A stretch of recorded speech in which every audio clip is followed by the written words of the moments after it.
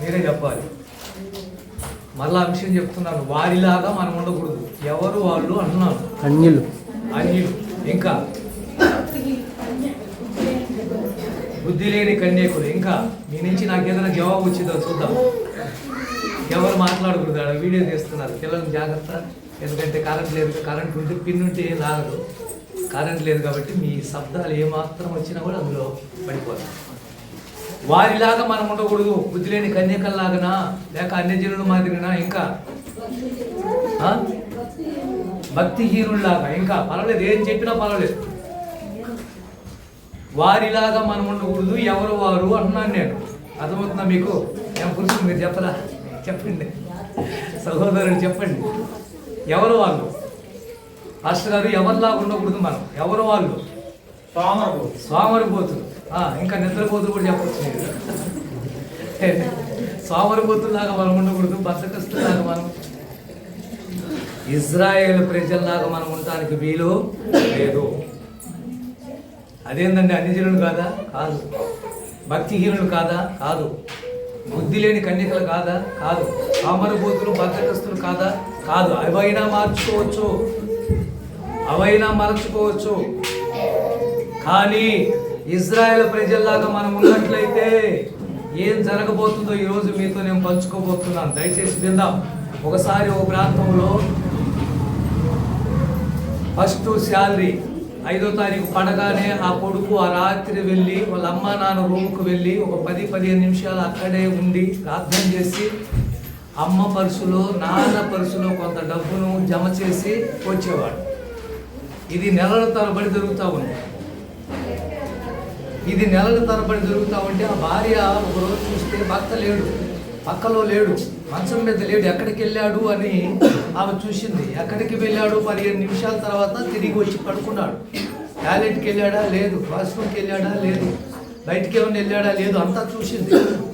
ప్రతి నెల ఇలా జరగడం చూసి ఒకరోజు గమనిద్దామని ఆమె లేచి ఆయన్ని వెంబడిస్తే సరాసరి వాళ్ళ అమ్మ నాన్న రూమ్కి వెళ్ళటం, అక్కడ కాసేపు ఉండటం ఆమె గమనించింది. ఒకరోజు అడిగింది, ఏమండి, నేను ప్రతి నెల చూస్తున్నాను మిమ్మల్ని, మీరు నెల 5వ తారీఖు వచ్చినప్పుడు, నీకు చేతిలో డబ్బులు వచ్చినప్పుడు, శాలరీ పడినప్పుడు, జీతం వచ్చినప్పుడు మీరు ఎందుకని మీ అమ్మ నాన్న రూమ్కి వెళ్తున్నారు? ఏంటి విషయమో అని అంటే, చెప్తాను విను.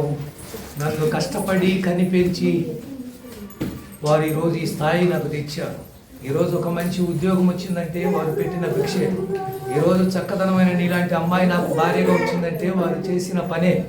ఈరోజు చక్కని కుటుంబంగా నేను ఆరోగ్యకరంగా ఉన్నానంటే మా అమ్మ నాన్న పడిన కష్టమే.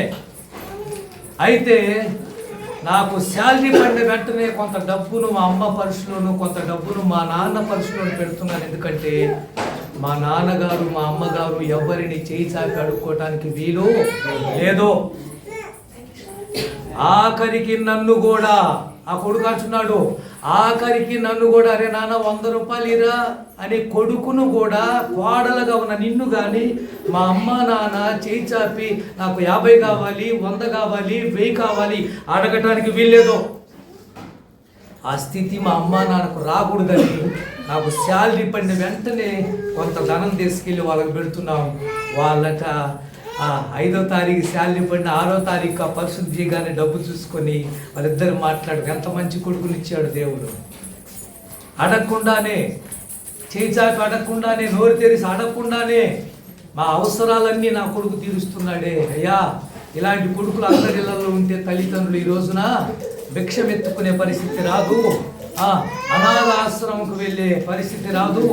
ఈ రోజున అనేకుల దగ్గరికి వెళ్ళి నా కొడుకు ఇలాంటి వాడని చెప్పుకునే పరిస్థితి రాదు. ఈరోజు అడుగుతున్నాను మిమ్మల్ని, తల్లిదండ్రి విషయంలో మీరు ఎలాంటి చర్య తీసుకుంటున్నారు? ఈ రోజుకు నేనే చెప్తున్నాను, నాకు 50 సంవత్సరాలు నిండే. ఈరోజు డబ్బంతా నా దగ్గర ఉంటుంది. నా కొడుకులను అడగాలి, ఒకవేళ డబ్బు లేనప్పుడంటే నేనే సందేహపడతాను. మీరు గుర్తుపెట్టుకోండి,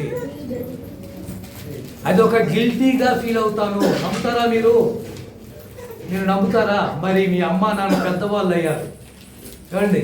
అలాంటప్పుడు వాళ్ళు నేను 100 రూపాయలు అడగాలంటే, ఒక 1000 రూపాయలు అడగాలంటే ఎంత బాధపడతారో ఆలోచించు. వాళ్ళ అవసరం ఏమిటో ఎరిగి ఒక కొడుకుగా కూతురుగా వారికి సహాయం చేయాలని ప్రభు పేట మనం చేస్తున్నాను.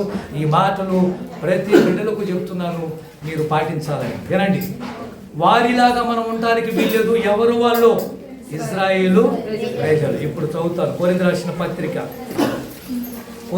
పత్రిక మొదటి పత్రిక నేను చదువుతాను. మీరుగా బైబిల్ తీసుకోండి, 10వ అధ్యాయం తీసుకోండి. మొత్తం చరిత్ర అంతా ఇందులోనే ఉంటుంది.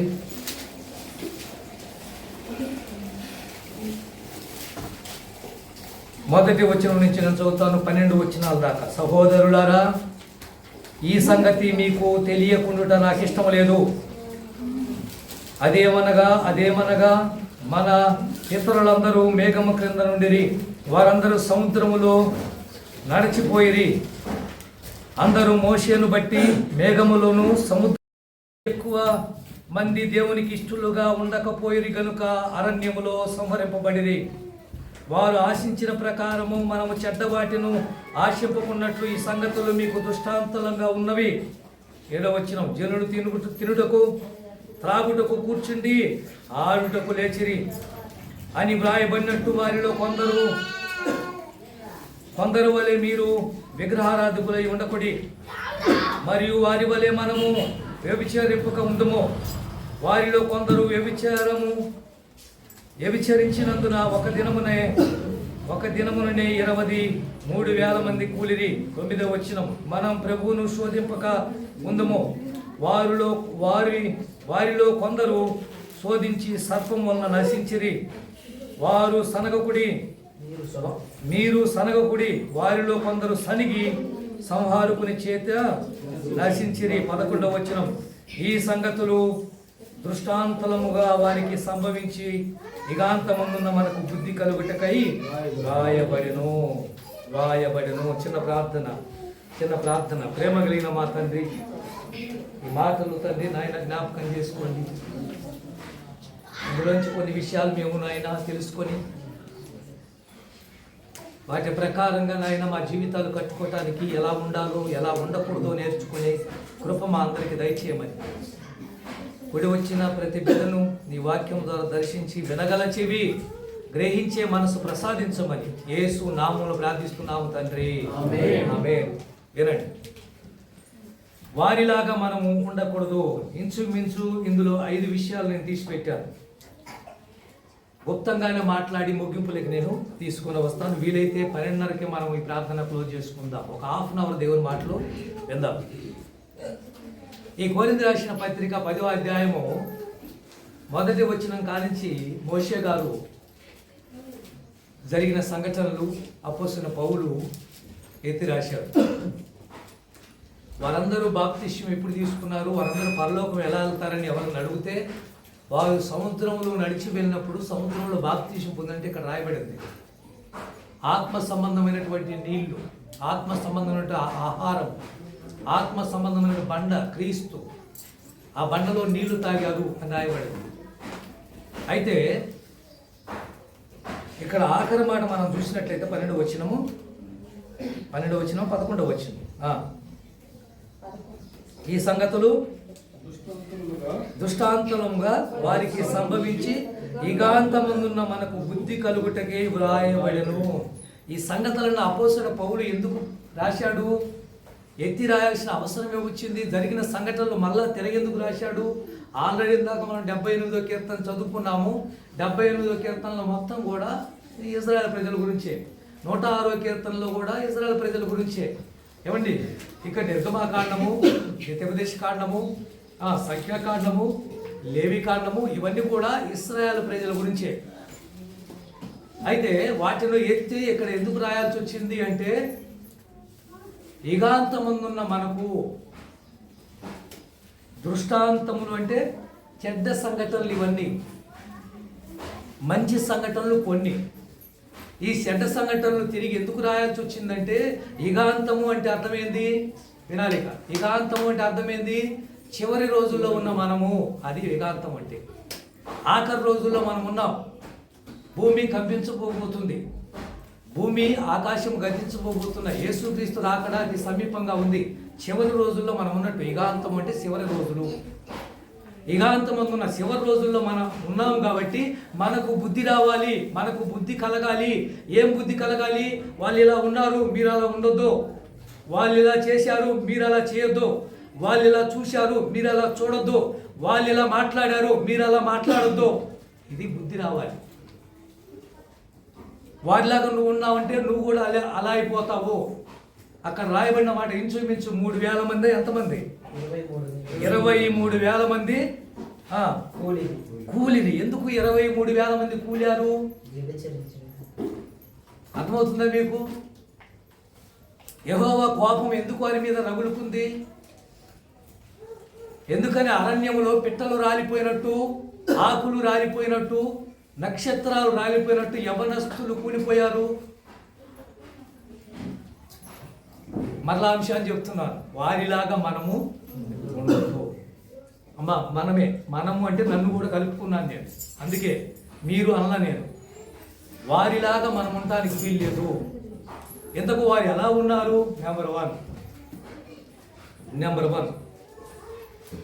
కొరింథీయులకు రాసిన మొదటి పత్రిక 10వ అధ్యాయం 5వ వచనం. అయితే వారిలో ఎక్కువ మంది దేవునికి ఇష్టలుగా ఉండకపోయేది. ఉన్నారు, ఇష్టమైన వారు ఉన్నారు, దేవునికి ఇష్టమైన వారు ఉన్నారు. కానీ ఇష్టమైన వారు కొద్దిమందే. ఎక్కువ మంది ఎలా ఉన్నారు? దేవునికి ఇష్టంగా బతకలేకపోయారు, దేవునికి ఇష్టంగా జీవించలేకపోయారు, దేవునికి ఇష్టంగా నడవలేకపోయారు, దేవునికి ఇష్టంగా దగ్గర కాలేకపోయారు. చదువు మళ్ళా చదువుతా 5వ వచనం. అయితే వారిలో ఎక్కువ మంది దేవునికి ఇష్టలుగా ఉండకపోయేది గనుక అరణ్యములో సంహరింపబడింది. ఇదిగో చూసావా ఎలా రాలిపోయారు? పిట్టలు రాలిపోయినట్టండి. ఇష్టము. ఇదే కొరింథీయులకు రాసిన 2 కొరింథీయులు 5వ అధ్యాయం 9వ వచనం. 2 కొరింథీయులు 5:9. కావున దేహమును విడిచినను ఆయనకి ఇష్టమై ఉండవలనని మిగులు అపేక్షించుచున్నాను. అపోస్తలుడైన పౌలు అక్కడ రాసి పెట్టాడు, ఇక్కడ అంటున్నాడు. మళ్ళా చదవయ్యా. కావున 5వ అధ్యాయము 2 కొరింథీయులు 9వ వచనం. కావున దేహమందున్నను దేహము విడిచినను ఆయనకి ఇష్టమై ఉండవలని మిగులు అపేక్షిస్తున్నాను. నేను అపేక్షిస్తున్నాను. సంగమా, కొరింథీ సంగమా, నా మాట వినండి. మీరు దేహములో ఉన్నాను, దేహము విడిచినను మీరు ఆయనకు ఇష్టంగా ఉండండి, ఆయనకి ఇష్టంగా బ్రతకండి. నేను బ్రతిలాడుతున్నాను, నేను అపేక్షిస్తున్నాను మీ అందరినీ.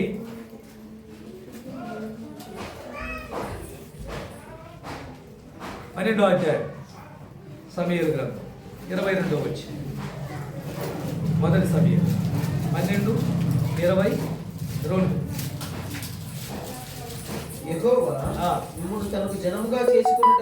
యెహోవా మిమ్మల్ని తన జనముగా చేసుకోవటానికి ఇష్టము కలిగి ఉన్నాడు. అబ్బా ఎంత ఇష్టమండి నువ్వంటే దేవుడికి. వినాలి, ఎంత ఇష్టము దేవుడికి. నిన్ను ఆయన బిడ్డగా చేసుకోవాలని ఇష్టం కలిగి ఉన్నాడు. ఇష్టము అంటే ఎంత ప్రేమించాడు నిన్ను. చిన్నోడు అంటే నాకు ఇష్టం అండి, నా పెద్ద కూతురు అంటే ఇష్టం అండి. ఇలా మనం చెప్పుకుంటూ పోతే మా ఆయన అంటే నాకు చాలా ఇష్టం. ఇప్పుడు దేవుడు అంటున్నాడు నువ్వంటే నాకు ఇష్టము. ఏం పాట అది? నేనంటే నీకెందుకు ఈ ప్రేమ, నన్ను మరచిపోవెందుకు,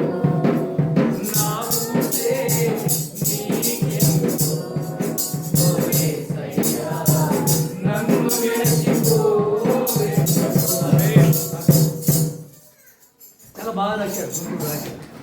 భలే హైలైట్ అయినాయి ఆ పాటలు ఆ రోజుల్లో. వాళ్ళు విన్నారు అప్పట్లో. చాలా. ఒక అతను క్యాషెట్ ఇచ్చారు.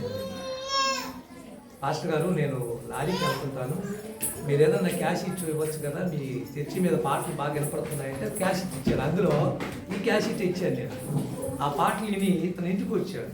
ఇంటికి వచ్చి ఏం పాటలు అండి ఇవి, ఎంత అద్భుతంగా ఉన్నాయి అని. ఏసీ బాలసుబ్రహ్మణ్యం చాలా గానం చక్కగా చేశాడు. సమూయేలు గ్రంథము 12:22 వచ్చిన మళ్ళా యెహోవా యెహోవా మిమ్మును తనకు జనముగా చేసుకొనుటకు యెహోవా మిమ్మును ఎవరిని మిమ్మునంటే ఇజ్రాయెల్ ప్రజలను తన జనాంగంగా తన సొత్తుగా నా సొత్తైన ప్రజలు అంటాడు. వీళ్ళు నా ప్రజలు, నేను వారికి దేవుణ్ణి అనేక సందర్భాల్లో ఆయన ప్రకటన చేసుకున్నాడు.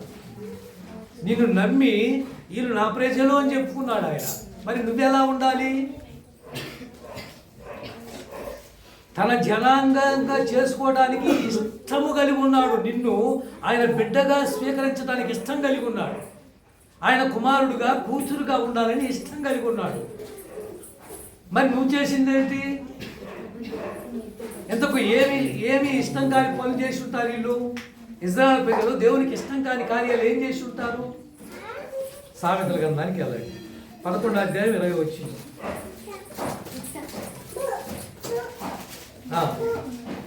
మూర్ఖ చిత్తులు యెహోవాకు హేయులు యథార్థంగా ప్రవర్తించువారు ఆయనకి ఇష్టలు. అదుగో ఎవరిష్టలు?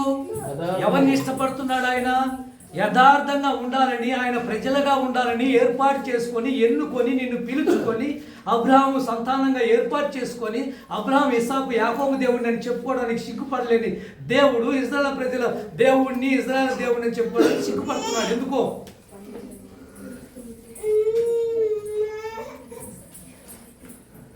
ఆయనకు ఇష్టంగా బ్రతకలేకపోయారు. ఏమిటి ఆ ఇష్టంగా బ్రతక? యథార్థంగా జీవించడం వాళ్ళ చేత కాలేదు. యథార్థంగా బ్రతకడం వాళ్ళ వల్ల కాలేదు. యథార్థంగా జీవించడంలో విఫలమైపోయారు. ఆ రోజు దావీదును దేవుడే చెప్తాడు. అపోస్తుల కార్యాలు 13:22 నా ఇష్టానుసారుడైన మనుషుడు. దావీదు ఎవరు? నా హృదయానుసారుడు. దావీదు ఎవరు? నేను ఇష్టపడ్డవాడు. దావీదంటే నాకు చాలా మక్కువ. దావీదంటే నాకు చాలా ప్రేమ. దావీదంటే నాకు చాలా చాలా చాలా ఇష్టము. ఎందుకు చెప్పుకోగలిగాడు? ఒక్క ఉరియా భార్య విషయంలో తప్ప. దావీదు ఒక్క ఉరియా భార్య విషయంలో తప్ప ఎక్కడ దారి తప్పిపోలేదు. యథార్థంగా జీవించాడు జీవితంలో. ఆ రోజు ఇశ్రాయేలు ప్రజలు యథార్థంగా జీవించలేకపోయారు. అందుకే కొంతమంది ఎక్కువ మంది ఆయనకి ఇష్టలుగా ఉండలేకపోయి దేవునికి ఇష్టంగా బతకలేకపోయారు. అందుకే యెషయా గ్రంథంలో అంటాడు, యెషయా గ్రంథానికి వెళ్ళండి, 65:12 వచ్చిన 65:12 చిన్నగా నేను మాట్లాడగా మీరు ఆలకింపక నా దృష్టికి చెడ్డదైన దాన్ని చేసితిరి, నాకు ఇష్టము కాని దాన్ని కోరితిరి. ఏం కోరుకున్నారు మీరు? ఉదాహరణ, నీ కుటుంబానికి వ్యతిరేకంగా ఒక అతను లేచాడు. నీ కుటుంబానికి వ్యతిరేకంగా ఉన్నవాడు నీకు శత్రువా కాదా? చెప్పాలి. నీకు శత్రువేగా? నీ భార్య వెళ్ళి, లేక నీ కొడుకు వెళ్ళి, లేక నీ బంధువులు వెళ్ళి, లేక నీ ఇంటి వాళ్ళు వెళ్ళి వాడితో సన్నిహితంగా ఉన్నారనుకో, నీకు ఎలా ఉంటుంది? పాపం వచ్చిందా రాదా? నేనంటే వాడికి పడదు. వాడితో నువ్వు స్నేహం ఏంటి? వాడితో నువ్వు మాట్లాడేది ఏంటి? ఇదే ఇక్కడ దేవుడు అంటుంది, నాకు ఇష్టం కాని దాంతో మీరు కోరుకుంటున్నారు, నాకు ఇష్టం లేని దాంతో మీరు సావాసం చేస్తున్నారు. నేను ఇష్టం లేదు, అదంటే నాకు ఇష్టం లేదు, వారితో మీరు పలుకుతున్నారు. కుటుంబం అంతా ఒకటి, కుటుంబానికి వ్యతిరేకం శత్రువు. ఆ కుటుంబంలో ఒకటి వెళ్ళి ఆ శత్రువులతో సావాసం చేస్తే ఇంట్లో వాళ్ళకి ఎలా ఉంటుంది? దేవుడు కూడా అదే అంటున్నాడు, నాకు ఇష్టం కాని దాన్ని మీరు కోరుకుంటున్నారు. ఆ రోజు ఎక్కువ మంది దేవునికి ఇష్టలుగా ఉండలేకపోయారంటే యథార్థంగా బతకడం చేత కాలేదు. వాళ్ళు యథార్థంగా బ్రతుకున్నట్లయితే దావీదును నా ఇష్టానుసారుడైన మనుషుడు అని దేవుడు చెప్పినట్టుగా ఇశ్రాయేలు ప్రజల గురించి చెప్పేవాడు. ఇంకా దీంట్లో వీళ్ళల్లో ఉన్న లోపం ఏంటో తెలుసా? హెబ్రీ పత్రిక 11:6. హెబ్రీ పత్రిక 11:6. విశ్వాసము లేకుండా దేవునికి ఇష్టడై ఉండటం అసాధ్యం కదా. ఎక్కువ మంది ఆయనకి ఇష్టంగా ఎందుకు లేరు? విశ్వాసం లేదు, దేవుని మీద నమ్మకం లేదు. అర్థమవుతుందా మీకు? విశ్వాసం లేకుండా దేవునికి ఇష్టడైన అసాధ్యమో. ఈరోజు ఈ వాక్యం వింటున్న ప్రియ సహోదరి సహోదరుడా, నువ్వు విశ్వాసంగా చెప్పుకుంటున్నావు. మరి విశ్వాసం నీలో ఉందా? తగినంత నమ్మకం నీలో ఉందా? వారు ఎక్కువ మంది దేవునికి ఇష్టలుగా ఉండలేకపోయారంటే, ఒకటి యథార్థంగా ఉండలేకపోయారు. యథార్థంగా ఉన్నట్లయితే దేవుడు ఇష్టపడేవాడు. నెంబర్ 2, విశ్వాసం లేదు. అందుకే ఇందాక మనం చదివించే అబ్బాయి చదివిన భాగం ఏ భాగం అది? ఏ భాగం అది? 78వ కీర్తన చదివాడు కదా, 20 ఊరికే చదివాడు కదా. 22వ వచనం చదివి ఇప్పుడు. వాడు దేవుని యందు విశ్వాసం ఉంచకపోయింది. ఏమైంది వాళ్ళకు? విశ్వాసం లేదు. ఎందుకు విశ్వాసం లేదు? ఆయన కార్యాలు చేయలేదా? ఎర్ర సముద్రాన్ని చీల్చలేదా? శత్రువులను ఎల్లగొట్టలేదా? శత్రువుల చేతిలో నుంచి విడిపించలేదా? ఆకాశం నుంచి మన్నా కురిపించి పోషించలేదా? ఏమైంది విశ్వాసం ఇళ్లలో? ఇంకా కింద ఉందామా? ఆయన దయచేసిన రక్షణ యందు నమ్మకం లేకుండా పోయింది దేవుని మీద. ఎక్కువ మంది దేవునికి ఇష్టంగా లేకపోవడానికి కారణము యథార్థమైన జీవితం వారి బ్రతుకులో లేదు. యథార్థంగా. నెంబర్ 2, విశ్వాసాన్ని పోగొట్టుకున్నారు, అవిశ్వాసంగా మారిపోయారు. అందుకే వారిలాగా మనం ఉండడానికి వీల్లేదు. మనం దేవునికి ఇష్టలుగా బతుకుదాము, దేవునికి ఇష్టమైన బిడ్డలుగా జీవిద్దాము.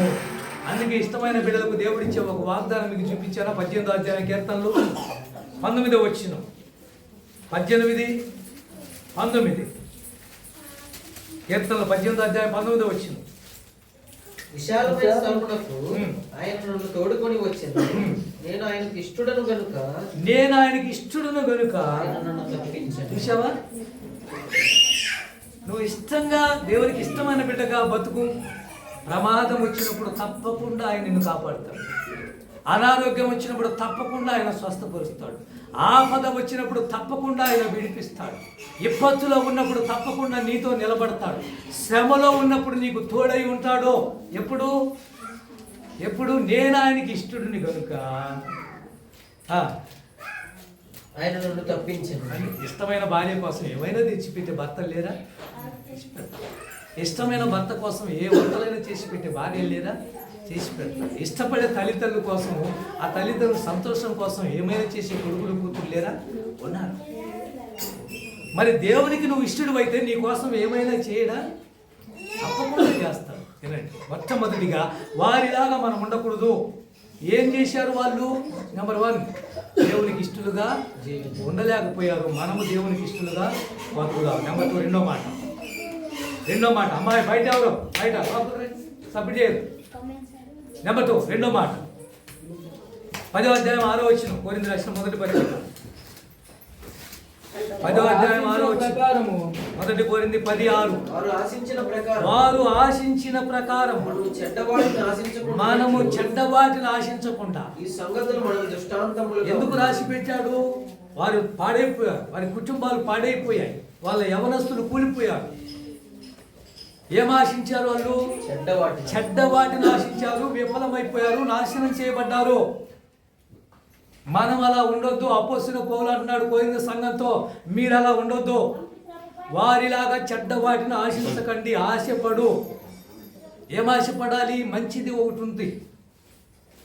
ఆశ గల ప్రాణాన్ని తృప్తిపరచును అని బైబిల్ సెలవిస్తుంది. నీ ఆశ భంగము కానేరదు అని బైబిల్ సెలవిస్తుంది. నీ కోరికను సిద్ధింపచేసి ని ఆలోచన యావత్తు సఫలం చేస్తానని దేవుడే చెప్తున్నాడు. మరి నువ్వు ఆశించే విధానం ఎలా ఉంది? ఏం ఆశించారు వాళ్ళు? చెడ్డవాటిను. ఏమిటి ఆ చెడ్డయి? చదవండి. 78వ కీర్తన 18. చెడ్డ ఏంటి? 78:18. వారు తమ ఆశ కొలది ఆహారం అడుగుచు. నేను ఆహారం చెడ్డ కాబట్టి వినండి జాగ్రత్త. ఏంటి? వారు తమ ఆశ కొలది ఆహారం అడుగుచు తమ హృదయములలో దేవుని శోధించి. చూసావా? 19వ వచనం కూడా చదువు. ఈ అరణ్యములలో దేవుడు భోజనం సిద్ధపరచగలడా అనొచ్చు.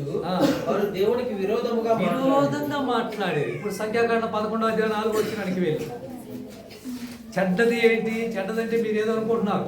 ఇప్పుడు అర్థమైంది చూడు. ఆ, వారి మధ్యనున్న ఆ. మిశ్రిత జనము మిశ్రిత జనం. మాంసాపేక్ష అది అధికంగా చెడ్డది. కనపడుచుగా. ఏం చెడ్డది? ఏమండి చెడ్డదంటే ఏంటి? వినాలి. చెడ్డదంటే ఏంటి? ఏదో తప్పుడు పని చేసి అదే కాదండి. ధనాపేక్ష ఏ విధంగా చెడ్డదో అతిగా తినండి. అతిగా తినకండి. తిండిపోతులుగా ఉండాలి కదా. ఎవరు చెప్పారు? తిండిపోతులండి, సోమరిపోతులండి. తిండిపోతులుగా ఉండకండి. తిండి కోసం బతకండి. మిశ్రత జనం ఎంత భయంకరమైన మాట ఇది. ఏం చేశారు చెడ్డ పనులంటే మాంసాపేక్ష కలిగిన వారై తిండిపోతులై అని అర్థం. అది మాకు దేవుడు మాంసం పెట్టగలడా? దేవుడు మాకు ఈ అరణ్యములో భోజనం సిద్ధపరచగలడా? దేవుడు మాకు నీళ్ళు ఇవ్వగలడా? రకరకాల మాటలు. ఆశలకు కూడా ఏముండాలి అంటే అద్దుండాలి. ఆశలకు కూడా అద్దుండాలి. అద్దులు దాటిపోవడానికి వీల్లేదు. ఆశలకు అద్దులు ఉండాలి. ఏం పాట అది? ఆశ పడకు ఈ లోకం కోసం చెల్లెమ్మ, ఆశించేది ఏదైనా అది మట్టేనమ్మా. నీవు ఆశించేది ఏదైనా అది మట్టేనమ్మా. ఆశ పడకు ఈ లోకం కోసం చెల్లెమ్మ, ఆశించేది ఏదైనా అది మట్టేనమ్మా. ఆశ ఉండాలి. ఆశ ఉంటేనే బ్రతుకుతాం. కానీ దానికి దురాశ తోడు కావడానికి వీలు. పేరాశ. ఏమండి ఇంకా ఆశలు చెప్పండి. అత్యాశ భయంకరమైంది. అత్యాశ. ఆశలో నిరాశ పడవచ్చు, దురాశ పడకూడదు. ఆశ పట్టడంలో తప్పు లేదు. అత్యాశ పడకూడదు, పేరాశ పడకూడదు. ఏమండి రోజు గుడ్డు పెడుతుంది, ఖమ్మంగా వెళ్ళాడు, కొట్లో వేస్తున్నాడు, దానికి వచ్చిన బియ్యము కందిపప్పు ఆయిల్ అన్నీ తెచ్చుకున్నాడు. రోజు జరిగిపోతా ఉంది. బంగారు బాతుగుడ్డు. ఏమండి అవునా కాదా? ఏం చేశాడు? ఒకరోజు ఒక గుడ్డు పెడితే ఏం బాగుంటుంది? దీని కడుపులో ఎన్ని గుడ్లు దాచిపెట్టుకుందో ఒకరోజే ధనవంతులు అయిపోవాలని కోశాడు. దురాశ దుఃఖానికి ఆశపడు. 34వ కీర్తన 13వ వచనం. 34వ కీర్తన 13వ వచనం. చెడ్డ మాటలు పలుకకుండా నీ నాలుకను, కపటమైన మాటలు పలుకకుండా నీ పెదవులను కాచుకోను. ఏంటి చెడ్డ వాటిని ఆశించారంటే ఏం ఆశించారు? మాంసాపేక్ష. తిండిపోతనమే కాదు, నోరు తెరిస్తే బూతు. ఇజ్రాయెల్ ప్రజలు అలా తయారయ్యారండి. ఇజ్రాయెల్ ప్రజలు అలా తయారయ్యారు. చెడ్డ మాటలు మాట్లాడకుండా నీ నోరు అదుపు చేసుకో. నీ నాలుక అదుపులో ఉండాలి. ప్రియమైన దేవుని బిడ్డలారా, మూడో మాట వారిలాగా మనం ఉండకూడదు. వారు విగ్రహారాధికులై వ్యభిచారములు ఉన్నారు. ఏం చేశారు ఇశ్రాయేలు ప్రజలు? విగ్రహారాధన, వ్యభిచారం. 10 ఆజ్ఞలలో మొదటి ఆజ్ఞ నేను తప్ప ఏమైంది ఆజ్ఞ? 20వ నిర్గమాకాండం 20వ అధ్యాయంలోనే ఆజ్ఞలు వచ్చేసినాయి వాళ్ళ చేతికి. ఇప్పుడు జరిగింది అక్కడ 32వ అధ్యాయంలో ఏం చేస్తున్నారు? విగ్రహారాధన చేస్తున్నారు. దేవుడు ఏమన్నాడు? పైన ఆకాశం అందే కానీ, కింద భూమి మీదనే కానీ, భూమి క్రింద నేల ఎందే కానీ ఏ రూపం మీరు చేసుకోవడానికి వీల్లేదు. వాటికి సాగిలపడకూడదు, వాటికి నమస్కారం చేయకూడదు. ఇది మొదటి ఆజ్ఞ. నేను తప్ప వేరొక దేవుడు నీకు ఉండకూడదు. అంటే 32వ అధ్యాయం ఏం చేయటం మొదలు పెట్టారు? అదే ఎత్తి ఇక్కడ రాశాడు. 10వ అధ్యాయం కొరింథీ రాసిన పత్రిక 7వ వచనం. జనులు తినుటకును, 1 కొరింథీ 10:7, జనులు తినుటకు త్రాగుటకును కూర్చుండిరి, ఆడుటకు లేచి రాయబడినట్లు వారిలో కొందరి వలె విగ్రహారాధికులై ఉన్నారు. మరియు వారి వలె వ్యభిచరింపకై ఉన్నాము. చూడండి, వారు ఏం చేశారు? ఒక విగ్రహారాధనతో పాటు రెండోది ఏమైంది? వ్యభిచారం. వారి వల్లే మీరు ఉండొద్దు. పౌలు కొరింథీ సంఘానికి ఎందుకు చెప్పాడో తెలియదు. సంఘం అలాంటి లోటుపాట్లు ఉన్నాయో తెలియదు. ఆ రోజు సంఘాన్ని గట్టిగా హెచ్చరిస్తున్నాడు, దయచేసి అలా ఉండొద్దు. మీరు ఇప్పుడు 32 అధ్యాయానికి నిర్గమకాండం కలిగితే 4, 5, 6 వచనాల దాకా మనం చూస్తే వాళ్ళు ఒక దూడను తయారు చేయించి ఆలోచన చేత వారి బంగారం ముక్కులుకున్న చెవులుకున్న కమ్మలు ముక్కులుకున్న పోగులు అన్నీ తీసుకుని వచ్చి ఆరోను ముందు పెడితే ఆయన అంతా కరిగించేసి ఒక లేగ దూడను తయారు చేశాడు. ఇప్పుడు ఆ లేగదూడ దగ్గరికి వచ్చి వాళ్ళు చెప్తున్నారు, యెహోవా పండుగ చేసుకుందాం. ఏం పండుగ? ఐగుప్తు నుంచి నడిపించిన యెహోవా ఈయనే. ఎవరు? దూడ. బుద్ధుండక్కర్లా మీకు? మీకంటే మీకు కదండి వాళ్ళకు. ఏమండి? నడిపించింది ఎవరు? పక్షిరాజు రెక్కల మీద మోసినట్లుగా వారిని ఇశ్రాయేలును ప్రజలను అయ్యో మోసుకుని వచ్చిన దేవుణ్ణి మర్చిపోయి ఒక లేగ దూడను పట్టుకొని దానికి నమస్కారం చేస్తూ వాళ్ళు మాట్లాడిన మాటలు, ఐగుప్తు దేశం నుంచి మమ్మల్ని నడిపించింది యెహోవా ఈయనే. దూడకు పెట్టారండి. దేవుణ్ణి తీసుకొచ్చి దేవాతి దేవుణ్ణి దూడలో పెట్టేశారు. విగ్రహారాధన భయంకరమైన పాపం. ఈ రోజుకి యేసుక్రీస్తు నమ్ముకున్నాక మీరు నమ్ముతారో లేదో, చేతులు జోడించి ఏ విగ్రహం ముందు నేను ఇలా నమస్కారం పెట్టింది లేదు. నేను నమ్మాలి. ఎందుకంటే అసలైన పాపం ఏదైనా ఉందంటే విగ్రహారాధన. ఇది ఎవరికి తెలియదు, గుర్తుపెట్టుకోండి. విగ్రహారాధన పాపం అన్న సంగతి అన్నిలకు తెలియదు. వ్యభిచారం పాపం అంటారు, దొంగతనం పాపం అంటారు, అబద్ధం పాపం అంటారు, అక్కడ సంబంధాలు పాపం అంటారు, అన్యాయం పాపం అంటారు. కానీ ఇదిగో విగ్రహారాధన పాపం అని వాళ్ళకి తెలిసింటే ఎప్పుడూ బయటపడేవారు. నేను యేసుక్రీస్తుని ఎరిగిన తర్వాత ఏ దేవత దగ్గర నమస్కారం పెట్టారగను, ఏ దేవత గుడిలోకి వెళ్ళి నేను పూజలు చేసి ఎరగను. ఎందుకంటే నేను నమ్ముకుని ఒకే ఒక దేవుణ్ణి, ఆయన సజీవుడైన వాడు. నిజమండి.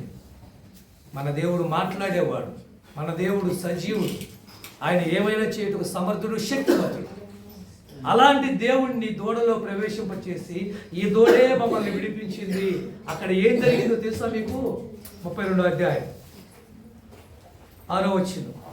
మరునాడు వారు ఉదయమున లేచి దహన బలులను సమాధాన బలులను అర్పించి అప్పుడు జనులు తినుటకును, చూడండి, ఒకటి తినడానికి, 2 తాగుతున్నారు, ఆడుటకు లేచి. వ్యభిచారం అంటే ఎక్కడి నుంచి వచ్చింది? ఆ రోజు ఇజ్రాయెల్ ప్రజలు ఎంతగా చెడిపోయారంటే ఆఖరికి తాగుబోతులయ్యారు, తిండిపోతులయ్యారు, తిరుగుబోతులు కూడా. ఇది చూసిన దేవుడు మోషేతో అంటున్నాడు, వాళ్ళు పాడైపోయారు, వాళ్ళు చెడిపోయారు. నువ్వు దిగి వెళ్ళు, ఐగుప్తు దేశం నుండి నీవు రప్పించిన నీ ప్రజలు చెడిపోయారు. చూసావా? దయచేసి ప్రేమన దేవుని పెట్టారు. వారు ఈ ఎబ్రీ పత్రికలో ఈ వ్యభిచారం గురించి ఎవరిని తెచ్చారంటే, ఎబ్రీ గ్రంథకర్తని అపోస్తుల పౌలే ఏషేవుని తెచ్చిపెట్టాడు. తిండిపోతైన ఏషేవు, వ్యభిచారైన ఏషేవు, భ్రష్టుడైన ఏషేవుని తెచ్చిపెట్టాడు. చదవండి 12వ అధ్యాయం 14 వచ్చింది. ఎబ్రీ పత్రిక 12వ అధ్యాయం 14 వచ్చింది.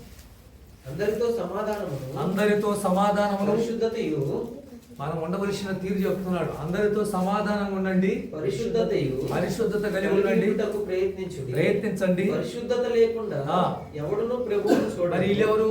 ఇజ్రాయెల్ ప్రజలు ఎవరు? దేవుడు ఎన్నుకున్న వాళ్ళు కాదా? దేవుడు ఏర్పాటు చేసుకున్న వాళ్ళు కదా? పరిశుద్ధ జనాంగం అని వీళ్ళ గురించి కదా దేవుడు చెప్పింది. ఇప్పుడు ఏమయ్యారు వీళ్ళు? పరిశుద్ధులు కాస్త అపవిత్రులు అయిపోయారు. మీలో ఎవడైనాను దేవుని కృపను పొందకుండా తప్పిపోవునేమో, ఏదైనా వేరు ఏదైనాను మొలిచి కలవరపడుచుట వలన అనేకులు అపవిత్రులైపోదురేమో అని ఒక్క పూట కూటి కొరకు తన జ్యేష్ఠత్వపు హక్కును అమ్మివేసిన ఏషేవు వంటి భ్రష్టుడైన వ్యభిచారైనను ఉంటాడేమో. జాగ్రత్త సంగమా, జాగ్రత్త.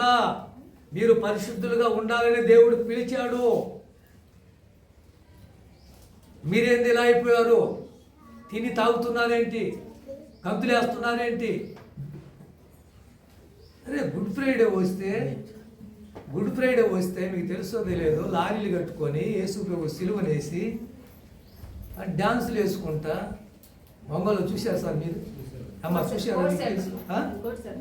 కోర్స్ అంటారు ఇక్కడ. ఊరు మొత్తం ఇది సంబరం అంట, దేవునికి ఉత్సవం అంట, ఆరాధన అంట. ఎవరు చెప్పారు ఇది ఆరాధన అని? వినాయకమయ సమితి వస్తే ఏం చేస్తారు వాళ్ళు? ఇదే కదా చేస్తుంది. మనము వాళ్ళలాగా చేస్తున్నాం. యా నుంచి వచ్చింది ఇది? ఇస్రాయేల్ ప్రజలు నేర్పించారు మనలకు, అన్యులు కూడా నేర్పించారు వీళ్ళు.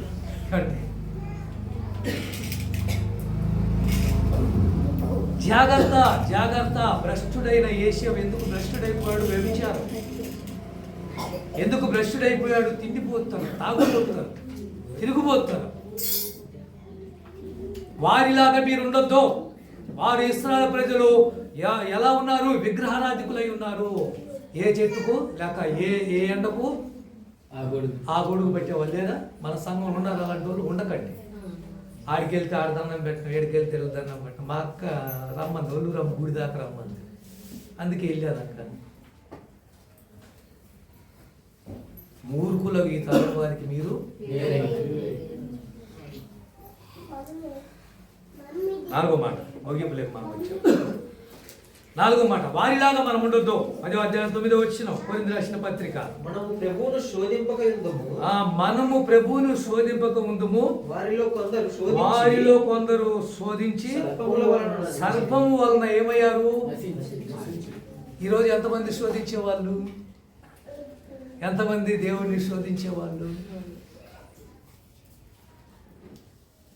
ప్రభువుని మనము శోధింపు. అపోస్తలుల పౌలు అన్నాడు, సంగమా ప్రభువుని మీరు శోధించొద్దు, ఆయన ఎప్పుడు ఇస్తాడో అప్పుడు దాకా వేచి ఉండు. అయితే వాళ్ళు కొందరు ప్రభువుని శోధించి ఏమయ్యారు? ఆ రోజు సర్పముల వల్ల ఎన్ని వేల మంది చచ్చారో తెలుసా మీకు? లేకపోతే లేకపోతే దేవునికి స్తోత్రం కలడు. కళ్ళే రాయి లేవు. ఎన్ని వేల మంది చచ్చిపోయారు ఆ రోజు? మరలా మోషే కన్నీళ్లు గార్చి ఉపవాసం ఉండి ప్రార్థన చేసి, తండ్రి ఏంటి నాయనా, పాములు వస్తామండి, అరణ్యంలో ఏముందండి దిక్కుమొక్కు, కాటేయడం చచ్చిపోవటం. ఇదంతా గమనించిన మోషే ప్రార్థన చేస్తే అప్పుడు ఒక ఇత్తడి సర్పం చేయించి ఆ ఇత్తడి సర్పాన్ని అక్కడ నిలబెట్టి దాని వైపు చూసిన వాళ్ళు బ్రతుకుతారు అని చెప్పినప్పుడు ఆ రోజున ఆ పాము కాటేసిన వాడిని దాని వైపు చూస్తే నిజానికి విరుగుడు జరిగింది. చాలా మంది చచ్చిపోయారు. అప్పటికే బతికారు. ఆ ఇత్తడి సర్పమే యేసుక్రీస్తుకు పోల్చారు. శిలువ వైపు చూసిన వాడు ఈరోజు బాగుపడుతున్నాడు. యేసుక్రీస్తు శిలువలో మరణించిందే ఇత్తడి సర్పంగా భావించారు. శోధించి ప్రభువుని శోధించవచ్చా? ప్రభువుని వేధించవచ్చా? ప్రభువుని బాధ పెట్టవచ్చా? ఏమని శోధించారు? సంఖ్యాకాండం ఏమని శోధించారు? 21:5.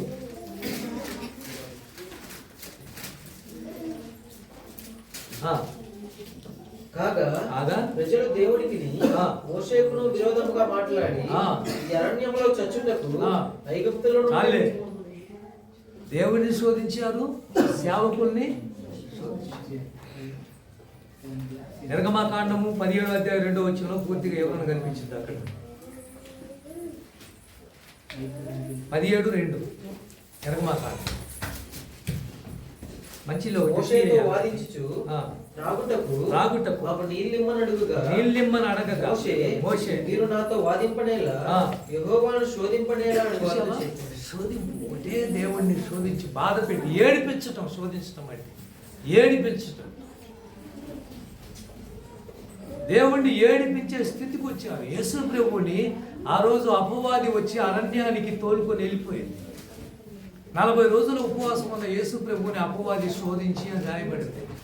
ఆయన మాట్లాడిన మాటలు మాట్లాడుకుంటూ వాక్యం ద్వారా సాతాన్ని జయిస్తూ వచ్చి ఆఖరికి యేసు ప్రభు అన్నాడు, నీ దేవుడైన యెహోవాను లేక ప్రభువుని శోధింపవలదని నీకు తెలియదా అని వాక్యాన్ని ఎత్తి చూపుతాడు. లోకాసు వార్తలో 4వ అధ్యాయంలో ఉంటాయి ఈ మాటలు. లోకాసు వార్త, అమ్మాయి బైబిల్ ఏది మీ దగ్గర? తీసుకో. లోకాసు వార్త 4:12 చదువు. అందుకు యేసు నీ దేవుడైన ప్రభువును శోధింపవలదు అని చెప్పబడి లేఖనం తెలియదా నీకు? సైతానా, నీకు తెలియదా? అపవాది, నీ దేవుడైన యెహోవాను శోధించకూడదని నీకు తెలియదా? మరి తెలిసి ఎందుకు దేవుణ్ణి ఏడిపిస్తున్నావు, శోధిస్తున్నావు? ఇశ్రాయేలు ప్రజల గురించి ఒక్క మాట చెప్పానా నీకు? ఒక్క రోజు కాదండి, వాళ్ళు ఒక వారం కాదండి, ఒక నెల కాదండి, ఒక సంవత్సరం కాదండి, 40 సంవత్సరాలు యెహోవాను శోధిస్తానే వచ్చారు. ఏం బ్రతుకులండి అసలు. ఈ మాటలు కూడా అపోస్తలుడైన పౌలే ఎత్తి రాశాడు. 6వ అధ్యాయానికి వెళ్ళండి, ఇది 3వ అధ్యాయానికి వెళ్ళండి. హెబ్రీ పత్రిక 3వ అధ్యాయం 9వ వచనం. 40 సంవత్సరాలు నా కార్యములను చూచి నీ పితరులు నన్ను పరీక్షించి శోధించిరి. నేను ఆ తరము వారి వలన విసిగి. అదిగో ఎంత బాధపడ్డాడండి. ఈరోజు ఉద్యోగం రాకపోతే శోధించడం, వ్యాపారంలో లాభం రాకపోతే శోధించడం, కూతురికి వివాహం జరగకపోతే శోధించడం, ఇల్లు కట్టలేకపోతే శోధించడం. శోధన, దేవుణ్ణి శోధించడం వల్ల దేవుడు ఏమయ్యాడు? ఇసికిపడి, ఏంటి ఇలా ఉన్నారు ఇల్లు. మంచి భోజనం, పరలోకంలో దేవదూతలు తినే మన్నాను పెడితే మాంసం కావాలన్నారు. ఇల్లే ప్రజలు అదే కొనుక్కున్న చెప్పు వారు తెగలేదు నాయబడింది. వాళ్ళు 40 సంవత్సరాలు ఒక చెప్పులతోనే బతికారు. మనకు 6 నెలలు రావు చెప్పులు అంటే. కాలు వాయలేదు అని రాయబడింది. వేసుకున్న బట్ట మాయలేదు. అద్భుతాలు కాదా? ఈ ఆశ్చర్యాలు కాదా? వారు వేసుకున్న బట్టలు అసలు మాయకుండా ఎలా ఉన్నాయో. మనం ఇంటికి వెళ్ళి ఇప్పుడు ఏమనిపించింది? నేనైతే ఇంటికి వెళ్ళి వెంటనే తీసేసి స్నానం చేయాలి కరెంట్ వచ్చేలోపు. ఎందుకు? చెమటలు పడుతున్నాయి. ఆలోచించి ఒకసారి. ఇన్ని అద్భుతాలు చేస్తే దేవుణ్ణి శోధించి ఇంకా మాకు ఆహారం పెట్టగలడా, మాంసం పెట్టగలడా, నీళ్ళు ఇవ్వగలడా, కాపాడగలడా, బతికించగలడా? నడి ఏంటిది? ఈరోజు మంచి ఉద్యోగం, మంచి ఆరోగ్యం, మంచి కుటుంబం, మంచి భార్య, మంచి పిల్లలు, ఇదంతా ఎక్కడి నుంచి వచ్చింది? ఇదంతా మనసులో లేదా నీకు? ఒకప్పుడు నీ బ్రతుకు బానిస బ్రతికే, సరైన తిండి లేదు, సరైన ఉద్యోగం లేదు, సరైన వ్యాపారం లేదు, సరైన ఆరోగ్యం లేదు, సరైన కుటుంబమే లేదే. సమాధానం లేక బహుశా అడుగుతున్నాను మిమ్మల్ని, ఎన్ని రోజులు మీ ఇంట్లో భార్యాభర్తల పొద కల్లాడిపోయిన రోజులు లేవా? ఆదివారం వస్తే ఒక 200 రూపాయలు పెట్టి చికెన్ తెచ్చుకోలేని, తినలేని రోజులు లేవా? ఇంకా శోధించటం. ఇది చెయ్యి, అది చెయ్యి, ఇది చెయ్యి, అది చెయ్యి. తొగింపు. 5వ మాట. వారిలాగా మనం ఉండడానికి వీల్లేదు. వారు ఎలా ఉన్నారు? 5వ మాట. వారు దేవుని సేవకుల మీద లేక దేవుని మీద సలిగినారు లేక గొనిగారు. గొనిగారంటే చెప్పండి. గొనిగారంటే గొనిగా వాళ్ళు ఉన్నారా మీ ఇంట్లో? సనిగే వాళ్ళు ఉన్నారా? ఎప్పుడు మాట్లాడుతూనే ఉంటారు. వెళ్ళే సనుగుడు అంటారు. చెవుకాడ జోరీగా అది మాత పెడతానే ఉంటుంది. ఇంకా నిద్రపోయేది ఆడ అంటే 10 కొరింథీ రాసిన పత్రిక 10. కానీ మీరు సనగొద్దు, వారిలో కొందరు సనిగి. ఇదిగో కొరింథీ సంగమా, మీరు సనగొద్దు, వారిలో కొంతమంది సనిగి సంహారకుని చేతులు ఏమయ్యారు? నాశనం చేయబడ్డారు. కుటుంబాల్లో సనుగుడు మానేయండి. మీకు దండం పెడుతున్నాను. ఒకే దాన్ని పట్టుకొని 10 సార్లు మాటికి అదే మాట మాట్లాడకండి. ఒకే మాటను 10 సార్లు మాట్లాడితే అక్కడ గొడవ మాత్రం తప్పకుండా అవుతుంది. వదిలేయండి. 1 సారి 2 సార్లు చెప్పాడు, వినలేదు, వదిలేయండి. సనుగుడు ఎవరి మీద జరిగారు? 14వ అధ్యాయం సంఖ్యాకాండం. ఎవరి మీద జరిగారు? 2వ వచనం. మరియు ఇశ్రాయేలీయులందరూ మోషే అహరోనుల మీద సనుక్కొని 26వ వచనం. మరియు యెహోవా మోషే అహరోనులకు సెలవిచ్చెను, నాకు విరోధంగా సొనుగుచుండు ఈ చెడ్డ సమాజము నేను ఎంతవరకు సహింపవలను? దేవుడు అంటున్నాడు, నాకు విరోధంగా మాట్లాడుతున్నారు. చీ చెడ్డవాళ్ళంటే. మోషే నా మాట విను మోషే, వదిలే మోషే అని. ఎంత విసిగిపోతే, ఎంత బాధపడితే దేవుడు ఆ పరిస్థితి వచ్చింది అండి. ఈరోజు భర్తలు అనేక మంది సన్యాసం ఎందుకు తీసుకుంటారు? ఇంట్లో భార్య పోరు తట్టుకోలేక వాళ్ళ సన్యాసంలో కలిసిపోతున్నారు. ఎందుకు ఇంటికి అర్ధరాత్రి దానికి న్యాయం రావటం లేదు? కారణం ఏంటి? నీ సనుగుడు చెప్ప తట్టుకోలేక మాట్లాడిందే మాట్లాడుతూ వాళ్ళ గురించి వీళ్ళ గురించి వాళ్ళ గురించి బుర్రంతా పాడైపోతుంది. ఆయన అతని భార్యల్ని తప్పట్టుకున్న భర్తలు కూడా ఉన్నారండి, కొడుకులు కూడా ఉన్నారు, అలాంటి వాళ్ళు కూతుర్లు ఉన్నారు.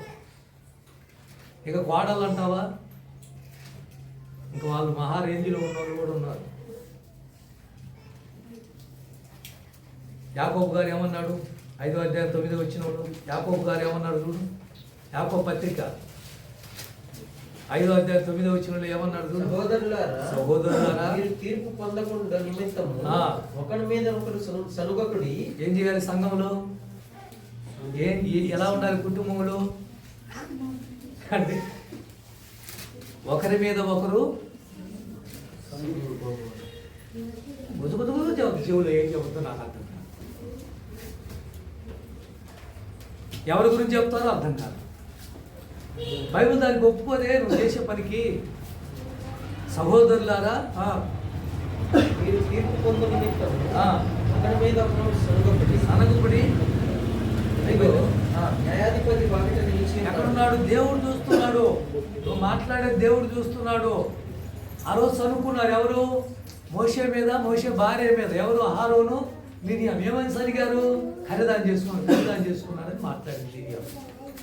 మన తమ్ముడు చూడు ఎంత అందగాడు, ఈడు పోయి ఆ పిల్లని తీసుకున్నాడు అని మాట్లాడాడు. దేవునికి ఎక్కడ లేని కోపం వచ్చింది అక్కడే. నేను మీ మాటలు విన్నా, మీ సలుగుడు విన్నాను నేను. తీర్పు వచ్చేసింది, న్యాయాధిపతి వాకిట్లో ఉన్నాడు, కృష్ణలోకం అనుకుంది అంతే. మిరియాం ఏదైనా ఉంటే డైరెక్ట్గా మాట్లాడవచ్చు కదా, భర్తతో, భార్యతో, పిల్లలతో, కుటుంబంతో, సేవకుడితో, సంఘంతో, వారితో వీరితో చెప్పుకునేది సనుగుడు అది.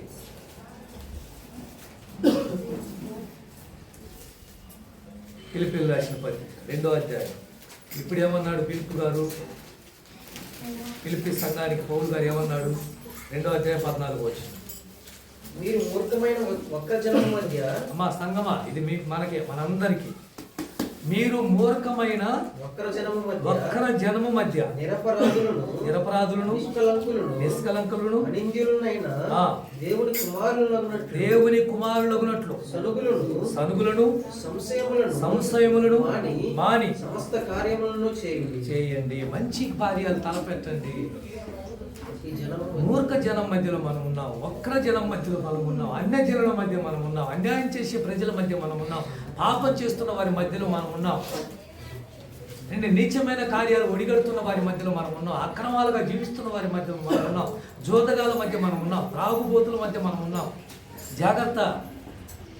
సనుగులు సంశయాలు మానేసి ఏం చేయాలి మరి, కింద ఏం చేయాలి, అట్టి జనము మధ్యలో మీరు జీవవాక్యమును అట్టి జనం అంటే ఇప్పుడు నేను చెప్పిన ఈ వర్గాలకు సంబంధించిన జనం మధ్యలో జీవవాక్యాన్ని చేతబట్టుకొని లోకమందు జ్యోతుల వలె కనబడుచున్నారు. అందువల్ల నేను వ్యర్థంగా పరిగెత్తలేదని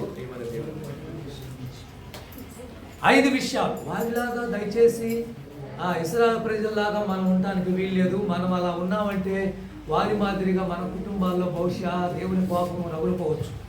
మొట్టమొదటిగా మనం చేయవలసింది దేవునికి ఇష్టలుగా బ్రతుకుతాం. వాళ్ళు దేవునికి ఇష్టలుగా బ్రతకలేకపోయారు. నెంబర్ 2, రెండోది వారు చెడ్డ వాటిని ఆశించారు, మనం మంచి వాటిని ఆశిద్దాం.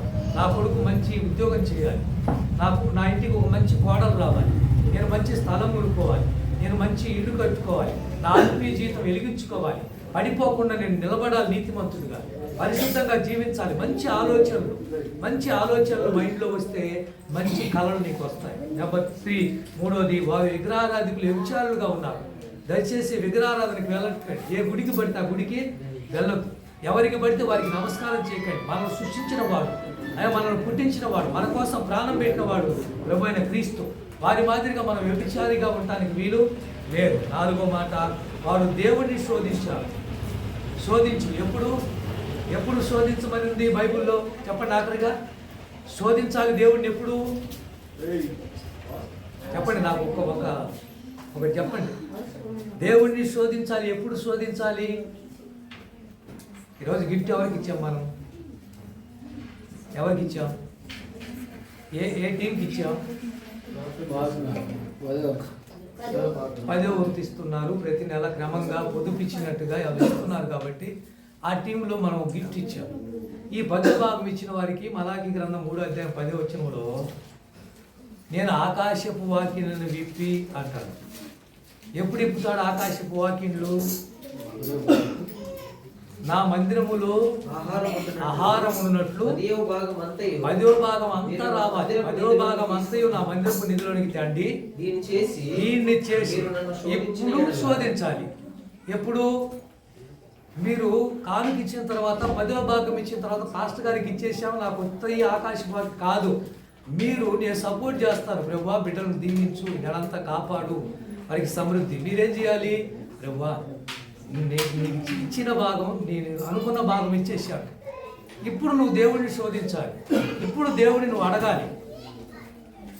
అంతేగాని మాటికి చెడ్డ వాటి కోసం, పనికిరాని వాటి కోసం, నిష్ప్రయోజనమైన వాటి కోసం, తుచ్చమైన వాటి కోసం దేవుణ్ణి శోధించేదేంటి?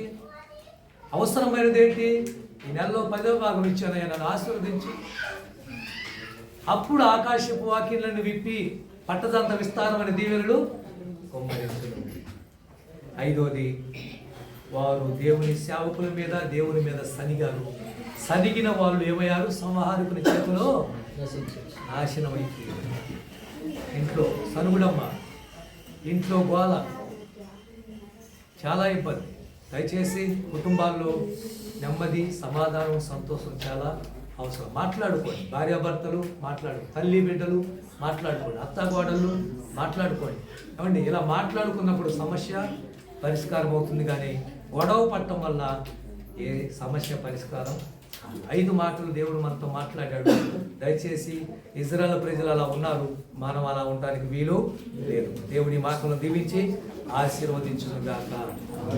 ప్రార్థన. ప్రేమ కలిగిన మా తండ్రి, మాట్లాడిన